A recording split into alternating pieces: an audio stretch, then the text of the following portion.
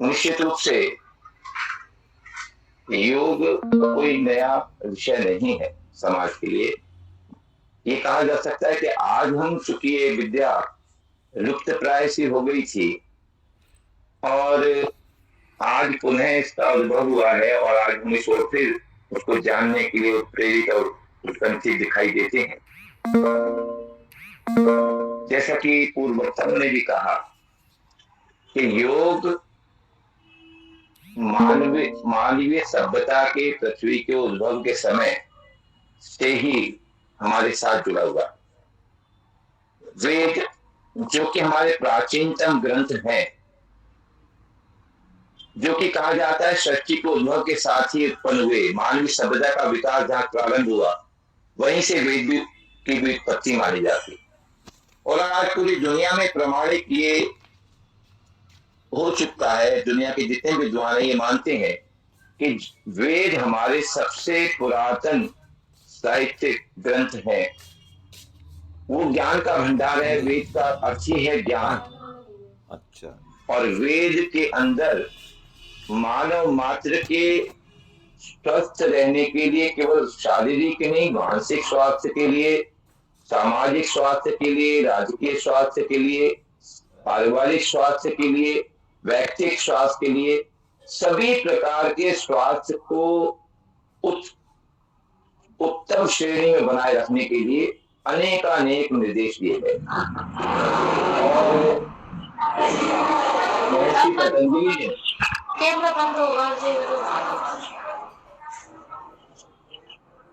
बीच में जो ये व्यवधान है ना, मेरा निवेदन है जो भी लिंक का शेयर कर रहे हैं, लिंक को ऑपरेट कर रहे हैं, वो कृपया इनको म्यूट कर दें कभी बीच में कोई आए तो मैं कह रहा था कि वेद के अंदर अनेक जगह पर योग से संबंधित, स्वास्थ्य से संबंधित, हमारे व्यक्तिगत जीवन से संबंधित सूत्र बिखरे पड़े। महर्षि पतंजलि ने उन सूत्रों को इकट्ठा किया, एकत्र किया और हमारे सामने अष्टांग योग के रूप में प्रस्तुत किया। उन महर्षि पतंजलि को सर्वप्रथम नमन करना चाहूंगा। योगेन चित्तस्य पदेन वाचां मलं शरीरस्य च वैदिकेन योपाकरुक्तं प्रभवं मुनीनां पतंजलिं प्राञ्जलिरान्तोऽस्मि।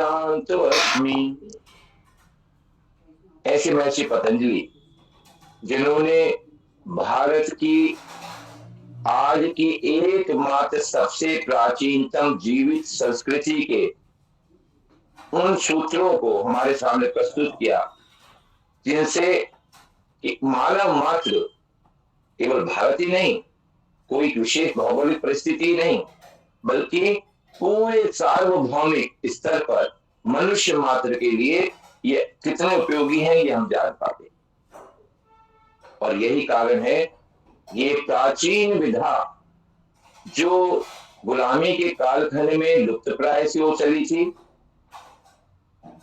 कुछ समय पूर्व, यदि हम अतिशयोक्ति ना होगा कि आज यदि जन जन के अंदर जो सामान्य पहले विचारधारा थी कि शायद ये योग कुछ साधु सन्यासियों के लिए या ऐसे लोगों के लिए जो गुफाओं में, कंदराओं में हिमालय की तपस्या कर रहे हैं, उन्हीं के लिए है, मानव सामान्य मानवता से कोई तात्पर्य नहीं है, उससे जुड़ाव नहीं है, उसके लिए नहीं है। लेकिन ये मानव मात्र के लिए कितना उपयोगी है, इसको यदि आज जन जन तक पहुंचाने का कार्य किया है तो मैं उस दिव्य आत्मा को नमन करना चाहूंगा। प्रातः स्मरणीय, प्रातः दर्शनीय और प्रातः अनुकरणीय विश्व योग गुरु, योग ऋषि परम पूज्य स्वामी रामदेव जी महाराज को, जिन्होंने योग को आज जन जन तक पहुंचाने के लिए अथक प्रयास किया और वह आज हमें दिखाई देता है। यदि योग के पर्याय के रूप में यदि किसी सामान्य व्यक्ति से पूछा जाए, चाहे दूर दराज का ग्रामीण क्षेत्र हो या कोई सुदूर कोई और अंचल के, यदि बच्चे से पूछें, बड़े से पूछें, बूढ़े से पूछें, किसी स्त्री से पूछें, तो वो योग के पर्याय के रूप में यदि कोई नाम सर्वप्रथम उसके सामने आता है तो आज परम पूज्य योग ऋषि बाबा रामदेव जी का नाम है। और ऐसे में योग कितना महत्वपूर्ण है हम जान चुके हैं। आज का जो योग हमारा विषय है, योग और स्वास्थ्य का अंतर संबंध कितना सटीक और उपयोगी है, ये हम जान पा रहे हैं। यूं तो कहा जाए तो योग परम जो सत्ता है, उस परम सत्ता का जो हम अंश हैं, उस परमात्मा की जो हम जीवात्मा के रूप में एक अंश है, उसके जैसा बनने के लिए और उसके योग उस आध्यात्मिक क्षेत्र की भाषा में कहा जाए तो उस परम परमात्मा से मिलने के लिए जो एक अनंत यात्रा है, उससे एकाकार होने के लिए जो योग है, योग वहां पहुंचता है। लेकिन सामान्य स्थिति में कहा जाए तो यदि वैज्ञानिक दृष्टि से मैं समझाने का प्रयास करूं तो इस सृष्टि के उद्भव के समय ही जो बिग बैंग थ्योरी कही जाती है, जब विस्फोट हुआ, महाविस्फोट हुआ और विभिन्न प्रकार के ग्रहों का निर्माण हुआ, और आज भी हम देखते हैं कि जो हमारे सौरमंडल में सूर्य है, उस सूर्य के ऊपर लगातार जो विस्फोट हो रहे हैं, जो पृथ्वी से शायद 1000 गुना लगभग बड़ा है, और वहां जो लगातार ध्वनि प्रतिध्वनित हो रही है, वो जो नासा के वैज्ञानिकों ने रिकॉर्ड भी किया है, वो ओम की ध्वनि है, ओंकार की ध्वनि है। अभी विनोद जी ने उसका जिक्र किया। वो ओंकार की ध्वनि वास्तव में सभी प्रकार की ऊर्जाओं को प्रेषित करने के लिए और संग्रहित करने के लिए उसमें परम शक्ति है। ईशावास्य उपनिषद हमारे जो कहा जाए कि एक तरह से रिसर्च पेपर हैं भारतीय वैज्ञानिक सत्ता के, उसमें कहा गया है कि ईश्वर के गुणों को बखान करने के लिए, उसको जानने के लिए या उसके स्वरूप को भी बताने के लिए मनुष्य की कर्मेंद्रियां, ज्ञानेंद्रियां, मन, बुद्धि, अहंकार सभी विषयों को भी यदि हम प्रयोग कर लें, तब भी हम उसके स्वरूप का वर्णन नहीं कर सकते। ऐसे परम सत्ता के लिए जब मानव मात्र भी प्रयास करता रहा और उसने कुछ वर्ष पूर्व जेनेवा में 27 किलोमीटर लंबी सुरंग बना करके गॉड पार्टिकल की खोज की, तो फिर वहीं उनके सामने प्रश्न खड़ा हुआ कि गॉड पार्टिकल भी कहां से आया। और फिजिक्स की थ्योरी कहती है कि ऊर्जा कभी नष्ट नहीं होती। वह ऊर्जा जो छोटी गॉड पार्टिकल में हुआ थी, वही सबके अंदर विद्यमान, वही हमारे अंदर, स्थूल के अंदर, वही सूक्ष्म के अंदर, वही चेतनता के अंदर, जड़ के अंदर सभी विद्यमान। चाहे वो निर्जीव आपको सृष्टि का स्वरूप दिखाई देता हो या सजीव दिखाई देता हो, क्योंकि ईश्वर को कहा गया, साकार भी कहा गया है, निराकार भी कहा गया। तो जो सृष्टि है वो उसका साकार रूप कही जाती है। और ऐसे में मनुष्य के अंदर जितनी भी भाव संवेदनाएं जागृत हो रही हैं, उन संवेदी भावनाओं के द्वारा, तरंगों के द्वारा निश्चित रूप से ऊर्जा का संग्रहण और संप्रेषण किया जा रहा है। और योग के माध्यम से हम उसी प्रकार की संवेदनाओं को, हम उसी प्रकार की क्रियाशीलता को बना करके अपने शरीर को भी, शरीर के अंगों को भी स्वस्थ रख सकते। हमारे पूर्व वक्ता ने, चूंकि जो मुझे समय दिया गया था 1 बजे से 1:25 तक का, तो समय वहां पे हो गया। मुझे नहीं पता कितनी देर बोलना है, लेकिन मैं उतना ही आधा घंटे का समय लूंगा, क्षमा चाहूंगा और अपनी बात को उसी में कहने का प्रयास करूंगा। योग का प्रथम सूत्र आता है अर्थ योग अनुशासन। आओ योग के अनुशासन की शरण में चले। वो अनुशासन कौन सा? जो पूरे सृष्टि के द्वारा निर्मित है, बिना नियम के, बिना किसी भी संविधान के सृष्टि गति नहीं कर रही। एक नियमित एक संविधान के द्वारा, अनुशासन के द्वारा सभी प्रकार की गतिविधियों का संचालन हो रहा है। और ऐसे में योग के अंदर भी प्रवृत्त होने के लिए निश्चित रूप से हमें अनुशासन को सर्वप्रथम पालन करना होगा। फिर योग के गुण के बारे में यदि चर्चा की जाती है तो योग के बारे में कहा जाता है योगस्य चित्त वृत्ति निरोधा। योग क्या है? चित्त की वृत्तियों का निरोध योग है। तो चित्त की वृत्तियां क्या?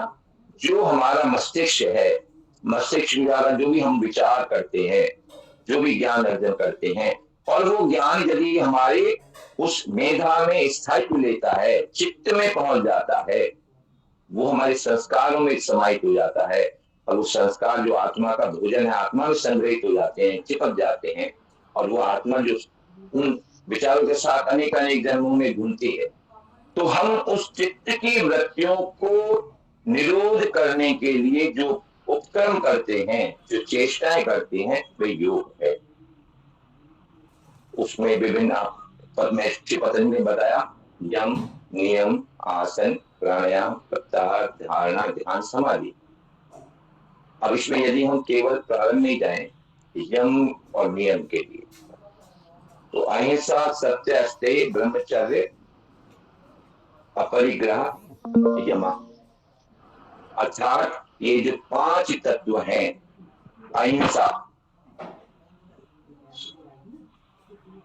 सत्य, अस्तेय अर्थात चोरी न करना, किसी की भी कोई वस्तु है तो उसकी है, मेरी नहीं है, जो मेरी नहीं है उसको मुझको नहीं लेना, नहीं, ये वृत्ति चित्त की है।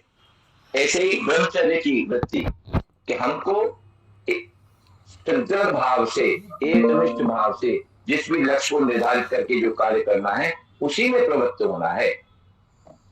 ऐसे ही अपरिग्रह, जितना मेरे लिए है उतना ही मुझे उपयोग करना है, हमें संचय नहीं करना, अधिक नहीं जुटाना, क्योंकि वैसे तो हम देखें कि उस परमपिता परमेश्वर की संतान है, और जब उसके पुत्र हैं तो वो सारी संपदा का हम अधिकारी हैं, और हो सकता हमारी बहुत संपदा भी हो, वैश्विक संपदा भी हमने अर्जित कर रखी हो, लेकिन अपने लिए जितनी हमें चाहिए उतना ही उसको प्रयोग करना, ये भावना, परिग्रह की भावना, संचय न करने की भावना, ये हमारे मन में आए। तो पहला बताया यम।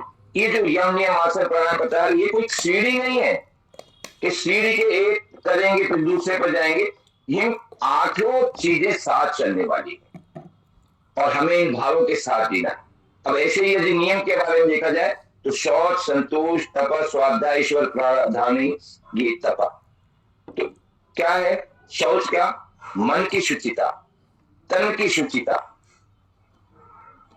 तन के शौच के लिए हम किस प्रकार से सुबह जल्दी उठे, अपने शरीर के अंदर जो वात पित्त कफ की स्थिति है, हमारे शरीर के अंदर जो कफ उनकी प्रधानता रहती है, वो किस प्रकार से हमारे तन की शुद्धि करते हैं, हम इसका पता होना चाहिए। तो यदि कहा गया है जिस समय हम सुबह प्रातःकाल उठते हैं, सूर्य की उदय से पूर्व जो हमारा कहना चाहिए पहर है, आप सब जानते होंगे कि एक दिन में 8 पहर बताए गए। 8 पहर से तात्पर्य हो गया 24 घंटे का एक दिन है, तो 3-3 घंटे का लगभग एक पहर हो जाता है। तो यह जो सूर्योदय से पूर्व का पहर है उसमें सभी के शरीर में वात की प्रधानता रहती है। वात 8 प्रकार के होते हैं, उदान, व्यान, समान, अपान, व्यान, प्राण। और ये जो समय अपान वायु है, क्योंकि वात की प्रधानता है, वात ज्यादा मात्रा में सक्रिय है, तो जो अपान वायु है वो हमारी शरीर की शुद्धि करने के लिए ललायित रहती है। तो जो लोग सूर्योदय से पूर्व उठा करते हैं उनके शरीर में से जो जितना भी मल है, टॉक्सिन्स है, वो बाहर निकल जाते हैं, शरीर शुद्ध हो जाता है। यदि शरीर शुद्ध नहीं होगा, इसीलिए जो सूर्योदय के बाद उठेंगे वो सूर्योदय के बाद उठने वाले अधिकांश रूप से आपको कब्ज से पीड़ित दिखाई देंगे। वो कब्ज से पीड़ित दिखाई देंगे तो उनके अंदर शरीर में वात की अधिकता होगी। वात शरीर में जो खुश्की करता है और अनेक प्रकार के रोग उत्पन्न करता है, वात से 80 प्रकार के रोग होते हैं, वो उन रोगों का कहीं ना कहीं प्रकोप आपके शरीर में होने लगेगा। तो योग के माध्यम से हम अपने शरीर के, अपने आचरण के शुचिता बनाए रखने के लिए हमें उसका पालन करना होगा। तो मन की शुचिता भी, तन की शुचिता भी, और उसके लिए जितने भी हमें नियम बताए गए हैं, हमें जो व्यवहारगत बताए गए, हमारा स्वस्थ व्रत क्या किस प्रकार से होना चाहिए, इसका हमें पालन करना होगा। और इसी प्रकार से मन की शुचिता के लिए, तो मन की शुचिता के लिए बताया कि हमारे मन के अंदर भाव अहिंसा का रहे, किसी के प्रति हम हिंसक ना हो। मन में केवल सोचने मात्र से भी हमारे अंदर कोई भाव किसी के प्रति हिंसक ना आए। ऐसे ही सत्य है, तो हम कोई भी, जब तक सत्य, हमारे शास्त्र में कहा गया है कि गीता में, जब तक कोई व्यक्ति की जान पर ना आन पड़ी हो, तब तक हमें झूठ का सहारा नहीं लेना चाहिए। लेकिन जब सत्य ही बोलना है, और आपने देखा कि 100 झूठ को 100 बार सिद्ध करना पड़ता है, जबकि सत्य हमेशा शाश्वत रहता है, अजर रहता है, उसको भी कटता नहीं है, क्योंकि कभी भी आप 10 जगह भी उसका प्रयोग करेंगे तो वही बात एक आएगी। तो इसलिए सत्य पर चलने का अभ्यास, कि किस प्रकार से हमें अपने, तो हमारी चित्त की वृत्ति किस प्रकार की हो, हम सत्य बोलने का अभ्यास हो। ऐसे ही अस्थय की, तो ये चित्त, मन की जो वृत्तियां हैं चित्त की, वो हमारी शुद्ध हो, अपरिग्रह की ना हो, संचय करने की ना हो, क्रोध करने की ना हो, ईर्ष्या करने की ना हो, क्योंकि प्रत्येक हमारे मन के भावों से हमारा शरीर का स्वास्थ्य जुड़ा हुआ। और यहाँ पर मैं अधिक समय न लेते हुए 2 मिनट की आपको एक सच्ची घटना सुनाना चाहूंगा। आंध्र प्रदेश की घटना है। वहां एक आईएएस अधिकारी महिला, उन्होंने आईएएस के पद से त्याग पत्र दे दिया। आईएएस के पद से त्याग पत्र देने के बाद जो उनको पत्रकारों ने उनका इंटरव्यू ले रहे थे, वो मैंने इंटरव्यू सुना, कई वर्ष पूर्व की बात हो गई। तो उस इंटरव्यू में वो भद्र महिला बता रही थी, उन्होंने अपने पूरे जीवन की बताई था कि मैं बचपन से पढ़ने में बहुत मेधावी थी, और मन के अंदर दया भाव भी था, एक दूसरे की मदद करने का भाव भी था। मेरे साथ की जो मेरी सहेली थी, छात्राएं थी, उनको यदि कोई प्रश्न नहीं समझ में आता था, कोई विषय समझ नहीं आता तो मैं उनको डिक्टेट भी कर देती थी, बता भी देती थी। ऐसे भाव के साथ मैं पढ़ती चली गई, और आगे से आगे पढ़ते हुए सभी प्रकार के क्लास को पार करते हुए, और मैंने फिर आईएएस की परीक्षा भी उत्तीर्ण कर ली। मेरे अंदर इस बीच में क्योंकि सेवा का भाव बहुत था, और मैं देखती थी कि चारों ओर जो विपन्नता है, गरीबी है, उन लोगों को मैं कैसे मदद करूं। मेरे मन में आया कि जब मैं आईएएस बन जाऊंगी तो इनकी मैं सेवा कर पाऊंगी, क्योंकि सरकार की बहुत योजनाएं चला करती हैं गरीबों के उत्थान के लिए और उनकी मदद करने के लिए, अनेक योजनाएं काम कर रही हैं। तो उन्होंने जब आईएएस में सेलेक्ट हुए तो बड़ी खुश हुई कि अब मैं बहुत अच्छे लोगों की सेवा कर पाऊंगी। और वो हुआ कि वो उन्होंने डीएम के उनको चार्ज मिला डिस्ट्रिक्ट मजिस्ट्रेट का। तो उन्होंने अपने जिले में जितने भी योजनाएं सरकार के द्वारा प्रतिपादित थी, तो उनको जमीन पर उतारना शुरू किया, उनकी मदद, उनके जो अपेक्षित वर्ग था उस तक पहुंचाना शुरू किया। और आप मानेंगे कि कुछ दिन बाद उनके पास, उनको वो कह रही, मैं परेशान हो गई जब मुझे कहा जाने लगा कि नहीं नहीं, आपको वहां मदद नहीं करनी, आपको इस क्षेत्र में नहीं, दूसरे क्षेत्र में मदद करनी। तो मैंने कहा उनको कि ये मदद करने के लिए तो वो जरूरी नहीं है।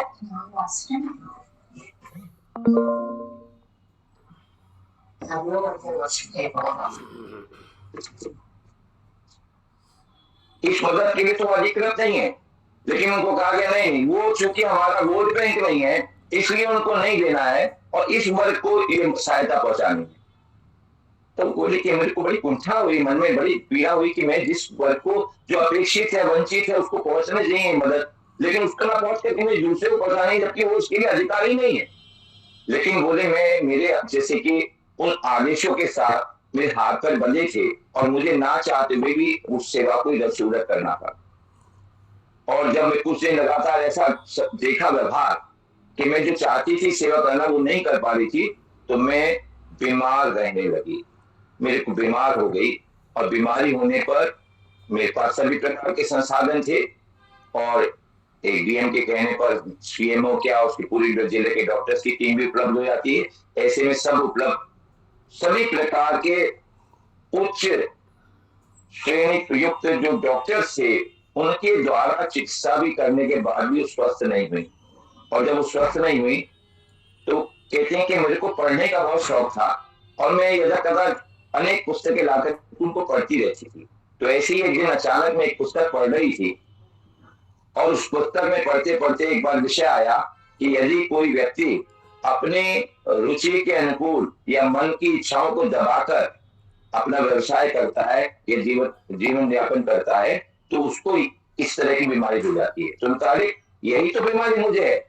तो इसका मतलब है कि चूंकि मैं कुंठा के साथ अपने कुंठित चित्त की वृत्ति के साथ ये अपना व्यवसाय ये कर रही हूँ नौकरी, तो ये शायद इसीलिए मेरे को है। तो उन्होंने कहा कि तुरंत मैंने फैसला किया और मैंने तुरंत अपने आईएएस के उस पद से ही इस्तीफा लिख करके भेज दिया। आदमी सोचिए कि जिसके लिए लोग अनेक लालायित रहते हैं प्रशासनिक सेवाओं के में जाने के लिए, ऐसे में उस महिला ने उसको कर दिया। और वो कहती है कि मुझे बहुत हल्का लग रहा था कि अब मुझे चूंकि सब जानकारी है प्रशासनिक योजनाओं को किस तरह से किसी व्यक्ति तक पहुंचाना है, उसको कैसे उपलब्ध कराना है, तो मैं अब सेवा शायद अच्छी कर पाऊंगी। और कहती कि ये आश्चर्य की बात कि कुछ दिन बाद मेरी जो बीमारी भी ठीक हो गई। तो यहां मैंने इस कहानी के माध्यम से बताने का प्रयास किया कि निश्चित रूप से मन की वृत्तियों का, चित्त की वृत्तियों का हमारे स्वास्थ्य पर प्रभाव पड़ता है।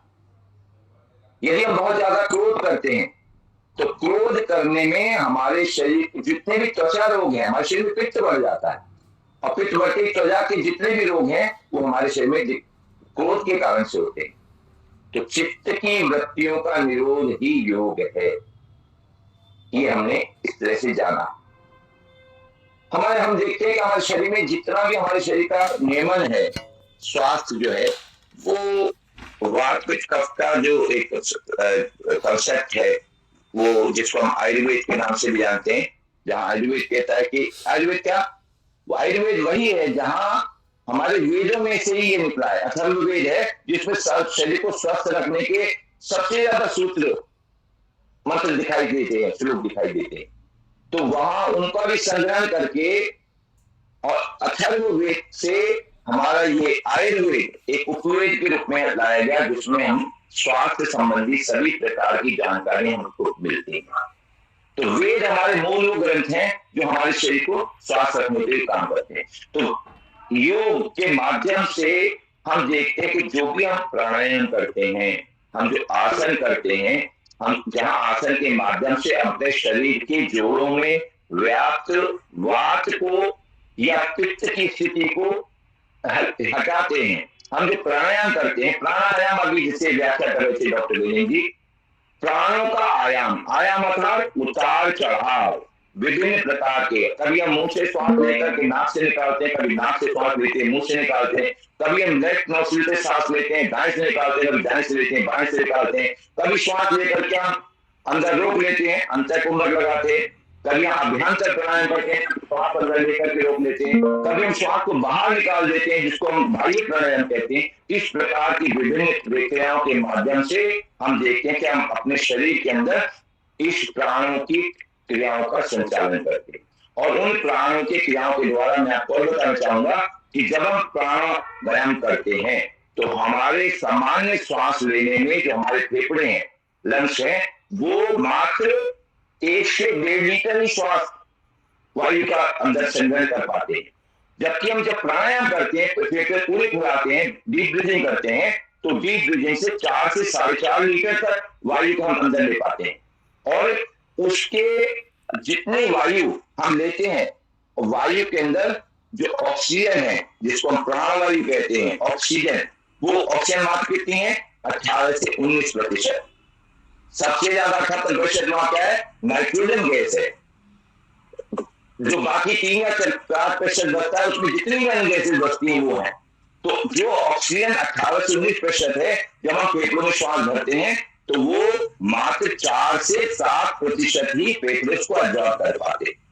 जबकि जब हम प्राणायाम के द्वारा श्वास लेते हैं, फेफड़े भरते हैं, तो फेफड़ों की जो रचना है वो एक छोटी मधुमक्खी की छत्ते समान होती है। और जब उस गुब्बारे के समान फूलता है तो उसकी झिल्ली भी पतली हो जाती है। तो जो श्वास सामान्य अवस्था में लेने पर 4% अब्जॉर्ब कर रहे थे ऑक्सीजन, वो अब 7% ऑक्सीजन उसकी ऑब्जर्व कर लेते हैं। यानी जो 1819% उसमें ऑक्सीजन है, 4 लीटर जब गई तो पहले हम 1 लीटर में 4% ले रहे थे, अब हमने 4 लीटर वायु भर की है और उसमें से अब हम 7% ऑक्सीजन एब्जॉर्ब कर पा रहे हैं, अर्थात 728 यूनिट ऑक्सीजन हमारे तक पहुंची। तो प्राणायाम के माध्यम से जितनी अधिक ऑक्सीजन हमारे शरीर में जाती है तो हमारे शरीर के फेफड़ों के माध्यम से वो पल्मोनरी उसके द्वारा आर्टरी के द्वारा वो हृदय में पहुंचती है और हृदय से वो ऑक्सीजन युक्त रक्त जो है वो प्रत्येक कोशिका तक भेजा जाता है, क्योंकि प्रत्येक कोशिका में ही ऊर्जा का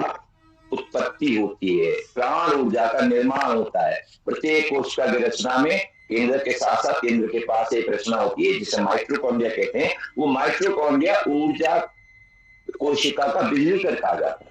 वहां एटीपी के रूप में ऊर्जा का निर्माण होता है।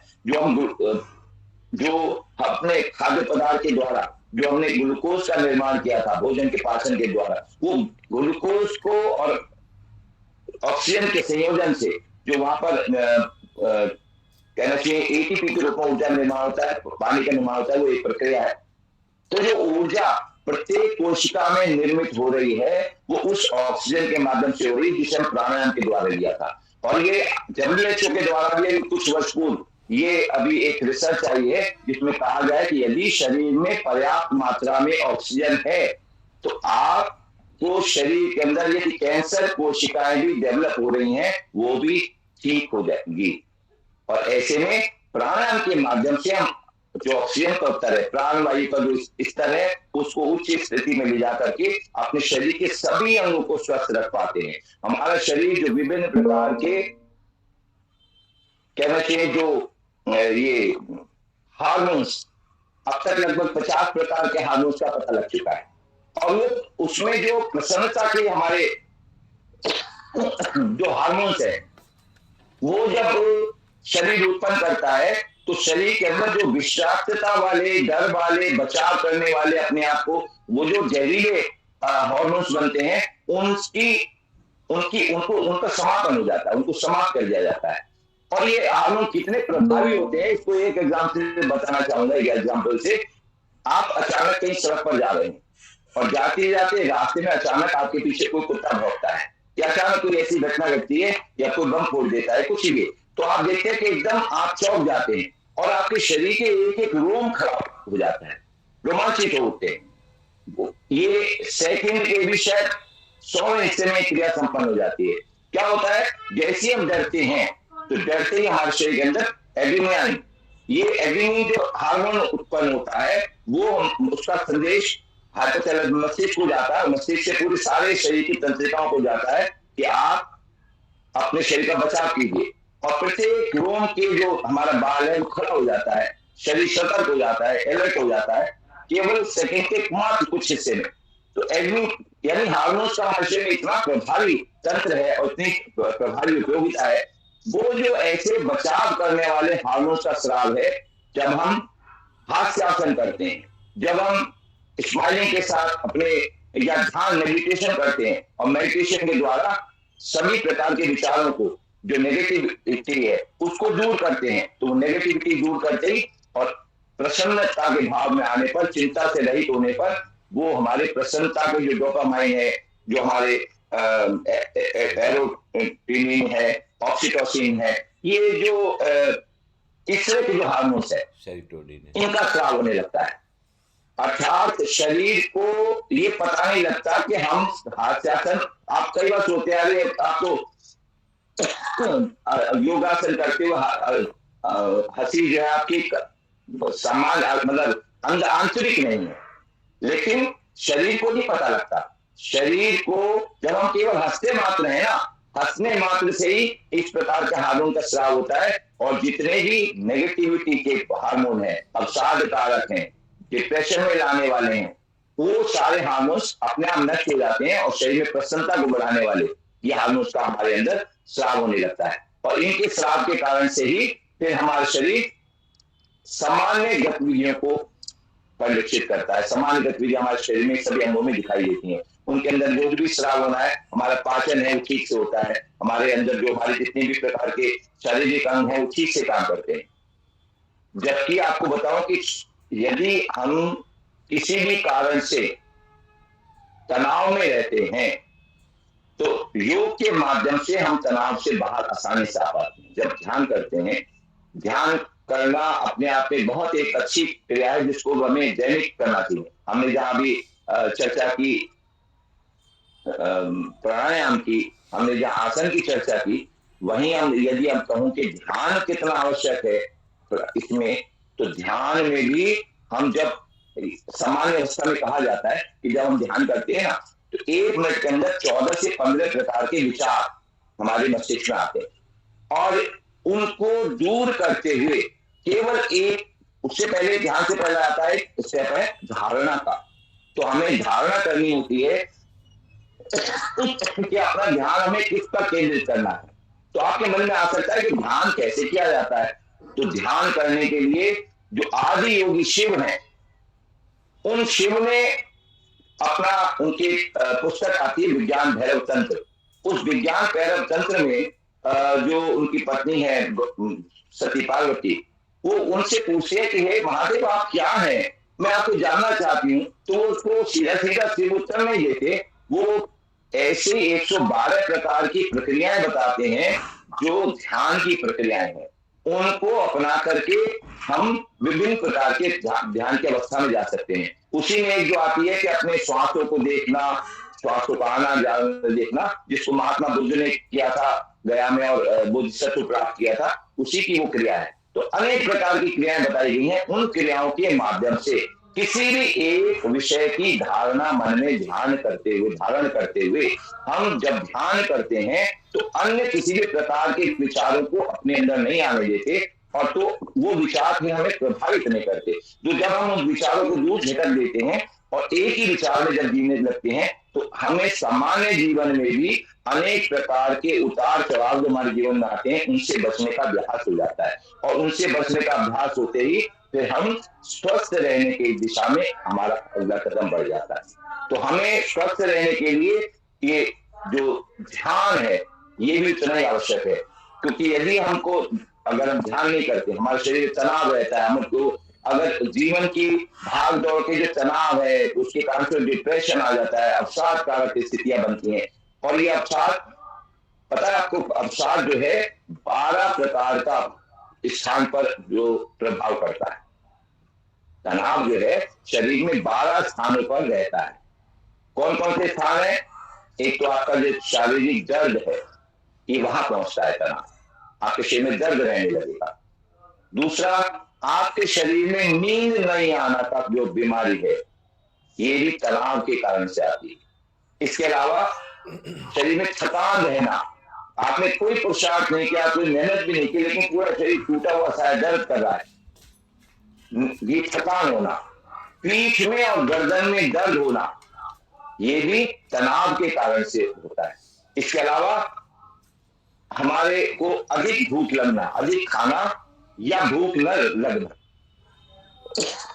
ये भी जो है तनाव के कारण से हो जाता है। इसके साथ साथ हम अपने तनाव को दूर करने के लिए जो शराब वगैरह इस तरह का कोई जो दुरुपयोग करने लगते हैं, ये भी उस तनाव के कारण से उस स्थान पर भी प्रयुक्त होता है। किसी भी नशे का प्रयोग करने लगते हैं। शरीर में ऊर्जा की कमी अनुभव करना, शरीर में ऊर्जा पूरी है लेकिन शरीर में ऊर्जा की कमी अनुभव करना, ये भी तनाव के एक कारण के रूप में सामने आता है। ऐसे ही पेट का खराब हो जाना, ये भी तनाव के कारण से होता है। हमारे जो व्यस्त जीवन है, हमारी क्या गया सेक्स लाइफ है, वो भी डिस्टर्ब हो जाती है, वो भी तनाव के कारण से है। या अन्य भावनात्मक हमारी जो संवेदनाशीलता है वो भी जो प्रभावित होती है, वो सब तनाव के। यानी 12 जो स्थान है, ये 12 कारक हमारे केवल तनाव के कारण से हमारे शरीर में आते हैं और इसको हम मेडिटेशन के द्वारा हम दूर कर सकते हैं। शरीर के अंदर जगह जगह जहां जिन भी जोड़ों में हमारा वात अधिक हो गया है या पित्त अधिक हो गया है, शरीर में पित्त अधिक हो गया है, तो उसको हम योगिक क्रियाओं के द्वारा, आसन के द्वारा उसको ठीक किया जा सकता है।